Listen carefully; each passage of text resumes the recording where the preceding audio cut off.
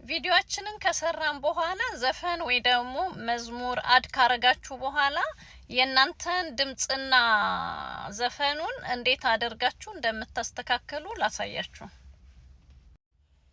እዚህ ጋር የምትፈልጉትን ሰከንድ መርጣችሁ ቪዲዮአችሁን ትቀርጻላችሁ። ከዛ ቀርጻችሁ ስትጨርሱ የራይት ምልክቷን ትነኩና እዚህ ከላይ አድ ሳውንድ የሚል አለ። እሱን ክሊክ ስታደርጉ እዚህ ጋር ዘፈኖቹ ይመጣሉ። የምትፈልጉትን ክሊክ ታረጉና ከዛ እዚህ ጋር ቮሊዩም የሚል አለ። እሱን ክሊክ ስታደርጉ እንደዚህ ሆኖ ይመጣላችኋል።